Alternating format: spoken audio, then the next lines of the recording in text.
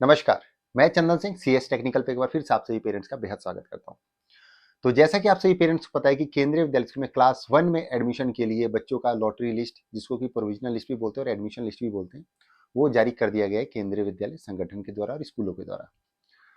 तो बहुत सारे पेरेंट्स के बच्चों के नाम जो है वेटिंग में रह गए हैं, जाहिर सी बात है कि और वेटिंग में है तो अब इसलिए सवाल भी उठते हैं कि कितने वेटिंग तक बच्चों के नाम क्लियर हो सकते हैं।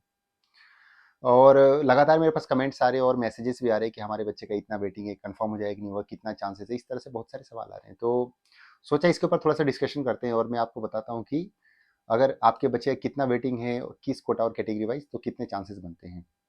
वैसे मैंने लाइव सेशन में बहुत सारे पेरेंट्स को इसके रिप्लाई किए हैं, लेकिन सोचा एक वीडियो ही बना करके शेयर कर देता हूँ ताकि आप सभी पेरेंट्स के लिए एक कॉमन वीडियो हो जाएगा। ठीक है, तो चलिए बात करते हैं। सबसे पहले हम कैटेगरी वाइज शुरू करेंगे, उसके बाद जो है कोटा की बात करेंगे हम। ठीक है, तो शुरू करेंगे हम कैटेगरी 1 से। तो सबसे पहले बात करते हैं हम कैटेगरी 1 की। तो देखिए कैटेगरी 1 में एडवांटेज और डिसएडवांटेज दोनों ही होते हैं। थोड़ा सा मैं आपको एक्सप्लेन करना चाहूंगा। सबसे पहले हम एडवांटेज की बात कर लेते हैं। तो जैसा कि आप सभी पेरेंट्स को पता है कि केंद्रीय विद्यालय स्कूल जो है ट्रांसफरेबल जो वाले पेरेंट्स के लिए बनाया गया था। तो जो भी कैटेगरी 1 में आते हैं वो जाहिर सी बात है ट्रांसफरेबल जो वाले पेरेंट्स होते हैं और साथ ही साथ उनको प्रायोरिटी भी दी जाती है। यानी कि जो भी कैटेगरी 1 में होते हैं उनको सबसे ज़्यादा प्रायोरिटी दिया जाता है उनके बच्चे को दाखिले को लेकर के। तो ये तो हो गया एडवांटेज। डिसएडवांटेज, जैसा कि आपको पता है कि कैटेगरी 1 बहुत सारे पेरेंट्स अपने बच्चे के लिए फॉर्म भरते हैं और यहाँ पर भी वेटिंग रह जाता है। तो यहाँ पर क्या होता है कि वेटिंग क्लियर होना थोड़ा सा चांसेस कम हो जाते हैं। रीजन क्या होता है कि सभी पेरेंट्स को पता होता है कि वो कैटेगरी 1 से बिलोंग करते हैं। तो वहां पर क्या होता है कि उनकी कैटेगरी भी सही होती है, लगभग डॉक्यूमेंट्स भी सारे सही होते हैं क्योंकि उनको सर्विस सर्टिफिकेट वगैरह देना होता है, बाकी तो ऐसा कुछ होता नहीं है। तो यहाँ पर कम ही बच्चों के जो है दाखिले कैंसिल होते हैं, इसलिए वेटिंग कंफर्म होने के चांसेस कम होते हैं। और वेटिंग कंफर्म किस बेस पे होता है ये भी मैं आपको बता दूं। कई बार ऐसा होता है कि कोई किसी और कैटेगरी से बिलोंग करता है और कैटेगरी 1 सेलेक्ट कर देते हैं गलती से, तो उनका उन बच्चों का नाम कटता है तो वहां पर वेटिंग वाले नाम शिफ्ट होते हैं। एक और तरीका है, कई पेरेंट्स ऐसे हैं जो कि नंबर ऑफ ट्रांसफर की डिटेल्स भरते हैं लेकिन वो उसके लिए एलिजिबल नहीं होते हैं। तो अगर ट्रांसफर की डिटेल्स गलत पाई जाती है तब भी बच्चे का नाम कटता है, या स्कूल के द्वारा जो भी डिसीजन लिया जाए तो वहां पे वैकेंसी क्रिएट होती है, मतलब वेटिंग वाले बच्चे वहां भी शिफ्ट होते हैं। उसके अलावा कई बार ऐसा भी होता है कि जिस विद्यालय में आपने मान लीजिए एग्जाम्पल के लिए अप्लाई किया, तो वहां पर किसी पेरेंट ने 3 विद्यालय में एडमिशन के लिए अप्लाई किया, पहले में भी नाम आ गया, दूसरे में भी नाम आ गया, तीसरे में भी नाम आ गया, तो बच्चा तो एक ही जगह पे एडमिशन लेगा। तो इस कंडीशन में क्या होगा कि 2 जगह से बच्चे का नाम कटेगा और एक जगह पे एडमिशन लेगा। तो हो सकता है कि जिस विद्यालय में आपने अपने बच्चे के एडमिशन के लिए फॉर्म भरा और आपका वेटिंग है, वहां से ही बच्चे का नाम कट जाए और वो जिस विद्यालय में लेना है उसने ले लिया। ठीक है, तो वहां पे एक ये सीन क्रिएट हो गया, मतलब कि सीट खाली हो गई। तो इस तरह से सीटें खाली होगी तभी आपके बच्चे का एडमिशन लिस्ट में नाम कंफर्म होगा। अब अगर हम बात करें तो देखिए केंद्रीय विद्यालय संगठन या केंद्रीय विद्यालय स्कूल पूरी कोशिश करता है कि कैटेगरी 1 में जो भी पेरेंट्स आते हैं उनके बच्चों को सीट दिया जाए, लेकिन वो पॉसिबल नहीं हो पाता है। जैसे कि एग्जांपल के लिए मान लीजिए दिल्ली, दिल्ली में लाखों की संख्या में जो है आज की डेट में गवर्नमेंट इंप्लॉई हैं जो कि कैटेगरी 1 से बिलोंग करते हैं और अपने बच्चे के एडमिशन के लिए अप्लाई करते हैं, जिस कारण कि वहाँ पे सर्विस कैटेगरीज के लिए भी जो है मोर देन 1000 तक वेटिंग जा रखा है। तो अगर इस तरह से है तो वहाँ पे सीटें कंफर्म हो पाना मुश्किल है। जिनका 100 या उससे कम है तो इस कंडीशन में आपके पास चांसेस हो सकते हैं कि आपके बच्चे का सीट कंफर्म हो जाए, बट मोर देन 100 है तो थोड़े चांसेस कम हो जाते हैं कि आपके बच्चे का कंफर्म होगा। ये तो बात होगी कैटेगरी 1 की। इसी तरह से कैटेगरी 2 का रहने वाला है। कैटेगरी 1 के बाद 2 आता है, तो पहले कैटेगरी 1 वालों को सीटें दी जाती है, उसके बाद वैकेंसीज बचने पर ही कैटेगरी 2 का नंबर आता है। उसी तरह से कैटेगरी 3, 4 और 5 का नंबर आता है।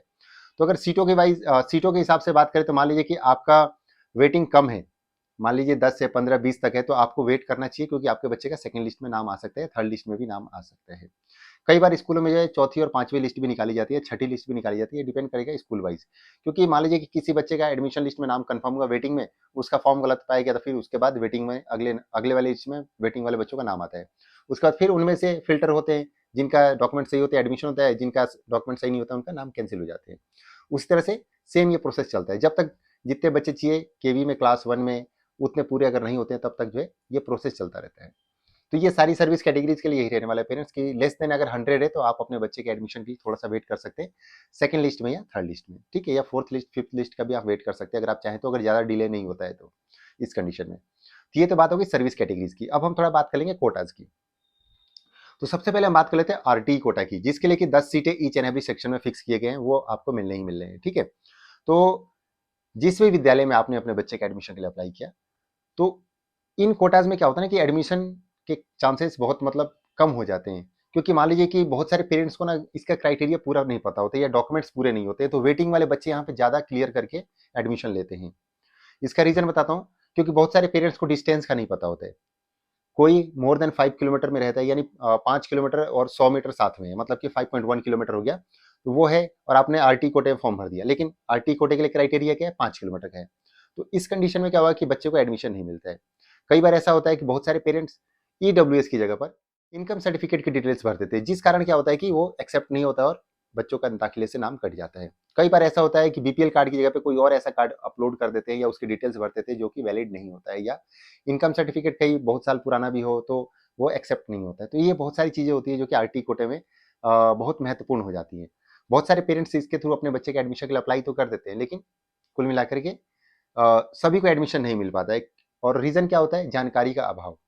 तो आरटी कोटे के लिए क्लियर हो गया कि आरटी कोटा एक ऐसा है जिसमें कि ज़्यादा बच्चों के दाखिले होते हैं, मतलब कि वेटिंग वाले बच्चों के ज़्यादा नाम क्लियर होते हैं। रीज़न होता है कि सही से जानकारी ना होने के कारण।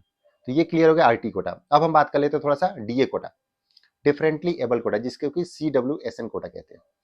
CWSN कोटे से जो भी पेरेंट्स अपने बच्चे के एडमिशन के लिए अप्लाई करते हैं, अगर उनके बच्चे का नाम वेटिंग लिस्ट में रह जाता है, लाइक 1 है या 2 है, तो उनके चांसेस रहते हैं कि उनका नाम आ जाएगा। 5 तक भी मान के चलिए कि बच्चे का नाम रहता है, क्योंकि स्कूल भी देखता है कि ये नीडी बच्चे हैं, इनको एडमिशन देना ज़रूरी है, तो कोशिश करते हैं कि किसी भी तरह से बच्चों को एडजस्ट किया जाए और उनको एडमिशन दिया जाए।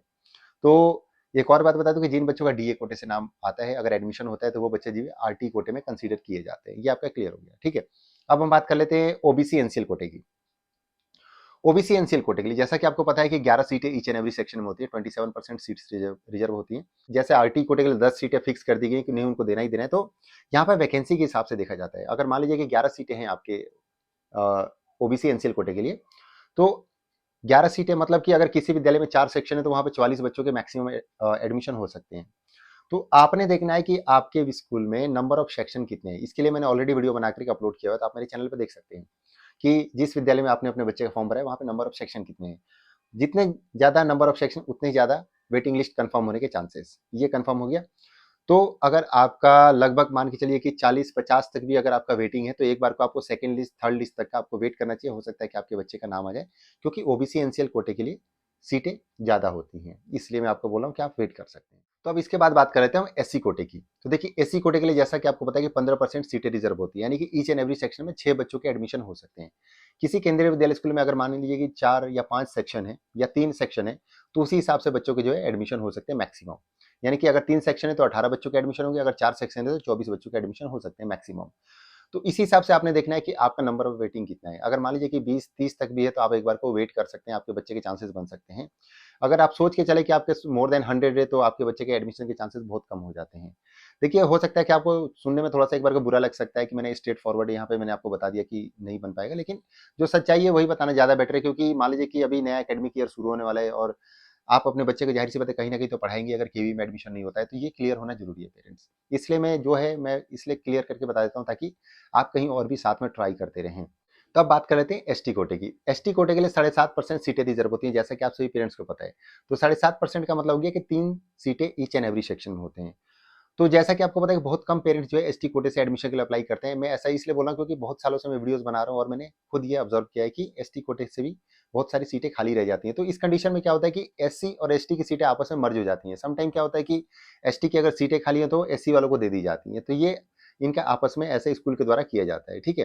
तो यहाँ पे क्लियर हो गया कि अगर मान लीजिए कि 3 बच्चों के एक सेक्शन में एडमिशन हो तो 4 सेक्शन होंगे तो 12 बच्चों के एडमिशन हो सकते हैं। लेकिन अगर यहीं पर आपका 20-25-30 अगर वेटिंग है आपका, तो वहाँ पे चांसेस आपके कम हो जाएंगे एसटी कोटे में भी। तो बाकी यहाँ पे मैंने सारे कोटा और कैटेगरीज कवर कर दिए हैं। अगर कोई कोटा छूट गया हो तो आप प्लीज मुझे कमेंट बॉक्स में बताइएगा, क्योंकि इससे पहले एसजीसी कोटा भी हट गया है, एमपी कोटा हट गया है, ये अभी होते नहीं है। और बाकी और तो कोई ऐसा ट्विंस वाला कोई कोटा है नहीं। तो पेरेंट्स ये था थोड़ा सा डिटेल में आपके लिए कि कितने वेटिंग तक आपके बच्चे के एडमिशन लिस्ट में नाम आ सकता है। तो एक बार मैं आपको दोबारा से रिपीट करना चाहूंगा कि प्लीज अगर आपके बच्चे का वेटिंग लिस्ट में नाम रहेगा तो आप परेशान ना हो, पैनिक ना हो। आप सेकंड ऑप्शन के तौर पे अदर स्कूल को भी आप सर्च करते रहें एडमिशन के लिए। और बाकी जो है बहुत सारे विद्यालयों में जो है अभी सेकंड लिस्ट आएगी, थर्ड लिस्ट आएगी, फोर्थ लिस्ट आएगी, तो उसमें भी आप अपने बच्चे का नाम चेक कर सकते हैं जिसमें आपने अप्लाई किया है। और साथ ही साथ आप जिस स्टेट से बिलोंग करते हैं उन स्टेट में जो आरटी कोटे के तहत बच्चों के एडमिशन होते हैं हर साल। कुछ स्टेट के अभी रजिस्ट्रेशन और एडमिशन क्लोज हुए, लेकिन मैक्सिमम स्टेटों में जो अभी आरटी कोटे के थ्रू एडमिशन होने, उसके ऊपर मैं वीडियोस बना करके आप लोगों के साथ शेयर करूंगा, ताकि आप सबको पता चल सकेगा कि कैसे फॉर्म भरना है या क्या क्या क्राइटेरिया है, उसके ऊपर अलग से वीडियो लेकर के आऊंगा। ठीक है, वीडियो अच्छी लगे तो प्लीज चैनल को सब्सक्राइब कीजिएगा, और साथ ही Telegram, Instagram, Facebook, WhatsApp page का लिंक आपको वीडियो के डिस्क्रिप्शन में मिल जाएगा। और ऐसी जानकारी के लिए प्लीज CS टेक्निकल के साथ बने रहे। तब तक के लिए थैंक यू, बाय बाय, नमस्कार।